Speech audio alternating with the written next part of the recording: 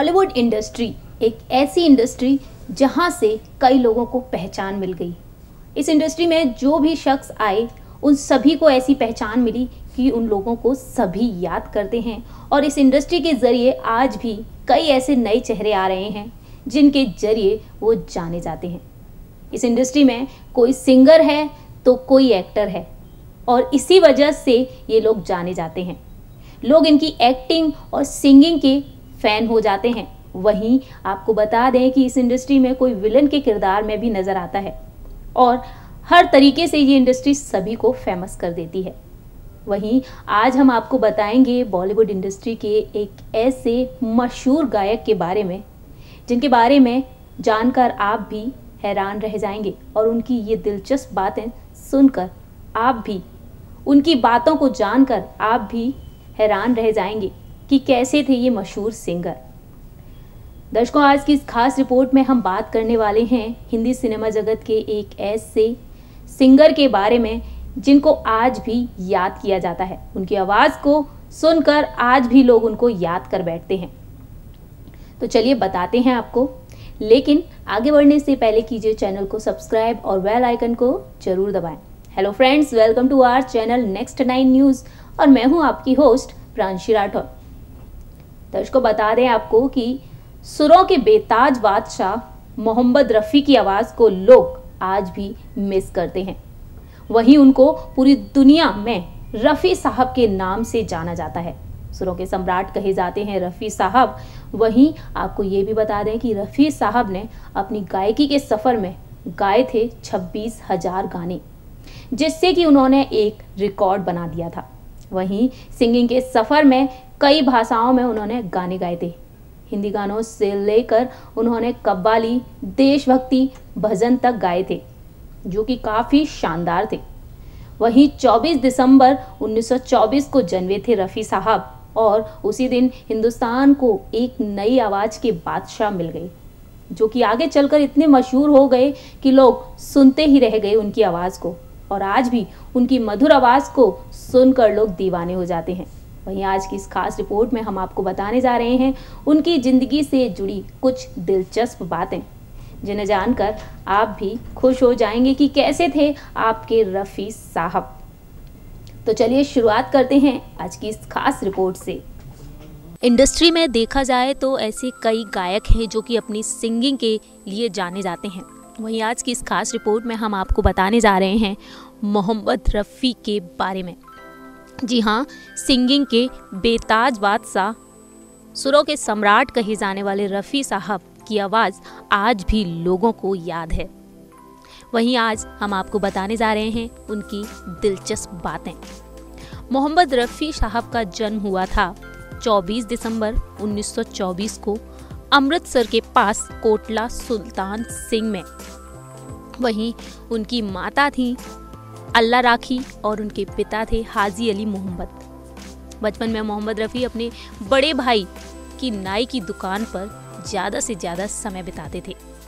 वहीं उसी दौरान उनकी ज़िंदगी ऐसी पलटी कि आप भी हैरान रह जाएंगे। दरअसल उस दुकान से होकर रोज़ाना एक फ़कीर गाना गाते हुए गुजरा करते थे और ऐसे में उन्हीं फ़कीर से इंस्पायर होकर वो सिंगर बन गए। बताते हैं आपको कि कैसे वो एक सिंगर बन गए।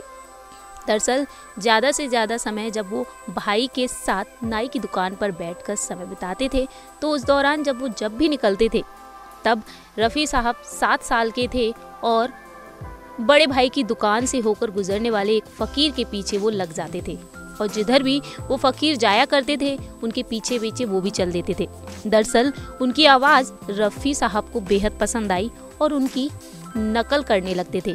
ऐसे में नकल में उन्होंने निपुणता हासिल कर ली थी और उनकी आवाज़ भी लोगों को पसंद आने लगी थी। लोग नाई की दुकान में उनके गाने की तारीफ़ करने लगे थे और वहीं एक दिन ऐसा आया जब जो फ़कीर थे उन्होंने भी उनकी आवाज़ को सुना। उन्होंने कहा कि फ़कीरी गीत गाते वक्त नन्हे रफ़ी के दिल में खास भक्तिभाव आ जाता है। उनकी आवाज़ को सुनकर फ़कीर भी खुश हो गए थे और 7 साल के रफ़ी साहब को उन्होंने आशीर्वाद दिया, बेटा एक दिन तू बड़ा होकर बड़ा गायक बनेगा। आशीर्वाद ना केवल उनके लिए भलीभूत हुआ बल्कि ऐसा हुआ भी। उनकी ये सादगी भरी आवाज़ पूरे देश में छा गई और लोगों को दीवाना कर गई। और उन्होंने गा दिए 26,000 गाने। उन्होंने हर भाषाओं में गाने गाए थे। साल 1946 में फिल्म अनमोल घड़ी में तेरा खिलौना टूटा से उन्होंने हिंदी फिल्म जगत के पायदान पर कदम रख दिया और उन्होंने कभी पीछे मुड़कर नहीं देखा। वहाँ से वो ऐसे छाए कि हर कोई उनकी आवाज़ का दीवाना हो गया। वहीं रफ़ी साहब काफ़ी सादा जिंदगी जीते थे और शर्मीले स्वभाव के भी थे।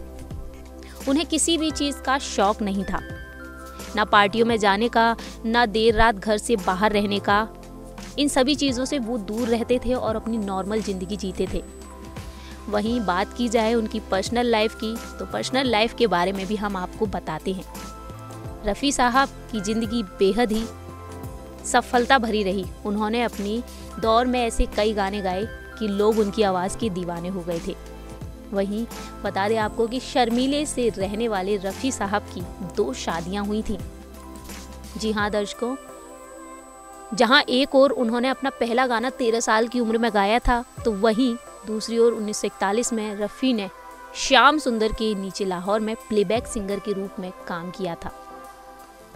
वहीं जब उनकी शादी हुई थी तो 2 शादियां हुई थी।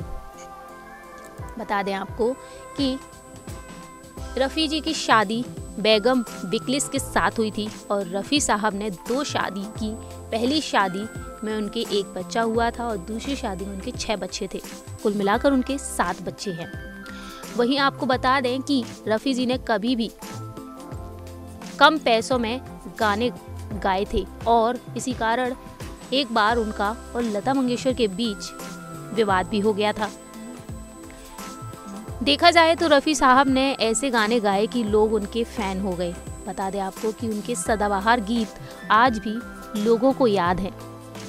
ओ दुनिया के रखवाले, ये है बॉम्बे मेरी जान, सर जो तेरा चकराए, हम किसी से कम नहीं, चाहे मुझे कोई जंगली कहे, मैं चटियमला पगला, हम काले हुए तो क्या है दिलवाले हैं, ये है इश्क इश्क, पर्दा है पर्दा। ऐसे कई मशहूर गीत गाए उन्होंने और आज भी लोग उनके गीतों को गुनगुनाते हैं। संगीत की दुनिया में वो एक ऐसे गायक बनकर आए कि उनकी धुन सुनकर सभी उनके दीवाने हो जाते हैं। रफ़ी साहब ने कई मशहूर एक्टर्स की फिल्मों में अपनी आवाज़ दी। वहीं उनकी ज़िंदगी सिंगिंग के दौर में ऐसी छा गई कि लोग आज भी उनके गानों को सुनकर याद करते हैं। बात की जाए रफ़ी साहब की, तो रफ़ी साहब शर्मीले होने के साथ साथ एक अच्छे इंसान भी थे और उनकी ये ज़िंदगी का सफ़र बेहद ही अच्छा रहा। यकीनन रफ़ी साहब आज भी अपनी आवाज़ के ज़रिए लोगों के लिए दिल में उनके घर बनाए हुए हैं और आज भी उनकी आवाज़ को याद किया जाता है। बता दें आपको कि उन्हें कई पुरस्कारों से सम्मानित भी किया गया था। रफ़ी साहब जी को साल 1965 में भारत सरकार ने पद्मश्री से सम्मानित किया था। वहीं उनको 6 बार फिल्म फेयर पुरस्कार से भी नवाजा गया था। रफ़ी साहब को चौधरी का चांद, जो कि साल 1960 में आई थी, उसके गीत के लिए भी पहली बार उन्हें फिल्म फेयर अवार्ड मिला था। वहीं उनका अंतिम गीत आसपास फिल्म के लिए था। लेकिन बात की जाए उनके निधन की, तो रफ़ी साहब साल 1980 में सभी को छोड़कर चले गए।